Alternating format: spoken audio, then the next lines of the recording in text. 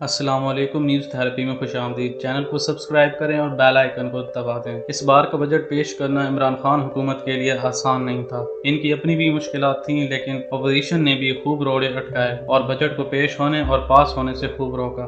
سب سے پہلے تو بجٹ ہوتا کیا ہے؟ بجٹ بحیثیت خود ایک بہت ہی رف سا ٹاپک ہے۔ بجٹ کی ایک آسان مثال یہ ہے کہ جیسے ایک گھر کا بجٹ ہوتا ہے، ویسے ہی بڑے پیمانے پر ملک کا بھی بجٹ ہوتا ہے۔ جیسے ایک گھر کی ٹوٹل آمدن کو اس کے گھر کے اخراجات پر تقسیم کیا جاتا ہے، چاہے بچوں کی تعلیم ہو، کھانے پینے کا خرچہ ہو وغیرہ، اسی طرح ملک کا بھی بجٹ ہوتا ہے۔ دیکھیے، اس سے پہلے حکومتوں میں جو بجٹ بنتے رہے ہیں وہ ان حکومتوں کے اپنے مفادات کو دھیان میں رکھ کر بنائے جاتے تھے۔ جیسے اگر کسی شعبے میں ان کے اپنے بندے ہوتے تھے یا ان کا اپنا مفاد ہوتا تھا تو وہ اس سیکٹر کا بجٹ ضرورت سے زیادہ رکھتے تھے، جس سے دوسرے سیکٹر کو جسے زیادہ بجٹ کی ضرورت ہوتی تھی اس کی ضرورت پوری نہیں ہو پاتی تھی اور پھر سال کے آخر میں اس سیکٹر میں خسارہ ہوتا تھا۔ لیکن عمران خان کے اپنے کوئی مفادات نہیں ہیں کسی بھی سیکٹر سے جڑے ہوئے، تو جسے زیادہ ضرورت ہوگا اسے زیادہ ملے گا اور جسے کم ضرورت ہوگا اسے کم ملے گا۔ یہ ٹوٹل بجٹ 8,487 روپے کا ہے، تو اس میں جو ہمارے قرض کے معاملات ہیں 36% پیسہ وہاں جائے گا۔ ہمارے یہاں ہمیشہ ایک پروپیگنڈا ہوتا ہے کہ ہمارا 80% بجٹ فوج کھا جاتی ہے، تو پاکستان کا دفاعی بجٹ صرف 16% ہے اور اس کے بعد 8% بجٹ تمام گورنمنٹ سرونٹ کی پینشنز میں چلا جائے گا۔ تو یہ ایک بہت بڑا پروپیگنڈا کیا جاتا ہے ہماری فوج کے خلاف۔ اس بار ترقیاتی بجٹ کو پاکستان نے بڑھا دیا ہے، پہلے 600 ارب تھا اور اب اسے بڑھا کر 964 ارب روپے کر دیا گیا ہے۔ اس بار حکومت کی ترجیحات میں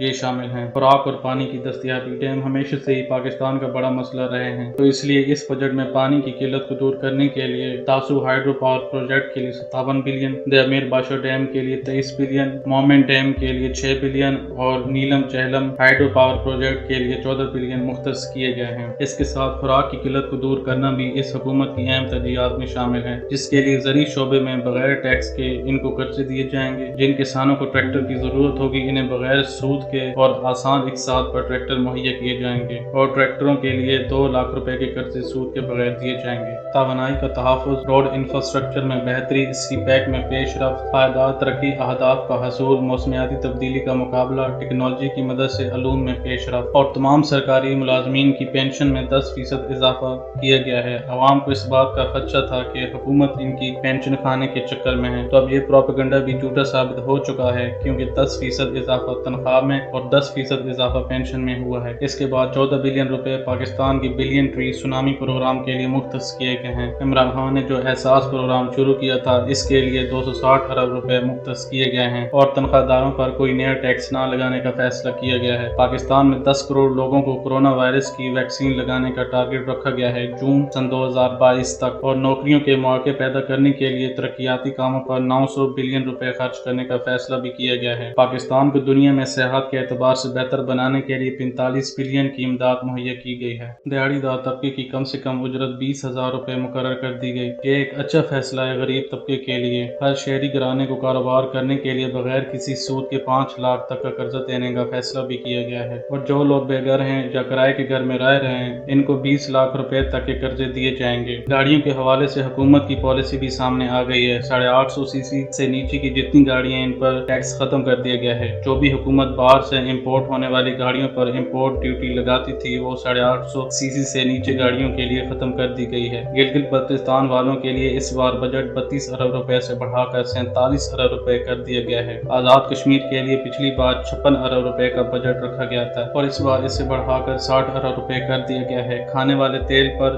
گھی پر اور فولاد کی مصنوعات پر جو فیڈرل ٹیکس لگایا گیا تھا وہ بھی اس بار ختم کر دیا گیا ہے۔ خام مال کی اگر بات کریں تو خام مال کی جو درآمد ہے اس پر ریگولیٹری ڈیوٹی ختم کر دی گئی ہے۔ صنعتی سامان پر جو کسٹم ڈیوٹی ہے اسے 20% سے کم کر کے 5% کر دی گئی ہے تاکہ صنعتیں اور بھی ترقی کر سکیں۔ اس کے بعد شعبوں میں مستقبل کے کچھ اہداف بھی بتائے گئے ہیں۔ زرعی شعبے میں اضافے کا ہدف 3.5% رکھا گیا، صنعتی شعبے میں اضافے کا ہدف 6.5% رکھا گیا اور سروسز میں اضافے کا ہدف 4.7% رکھا گیا۔ اگر آپ کو ہماری یہ ویڈیو اچھی لگی ہو تو اسے لائک اور چینل کو سبسکرائب کر دیجیے اور کمنٹ سیکشن میں اپنی رائے کا اظہار ضرور کیجیے۔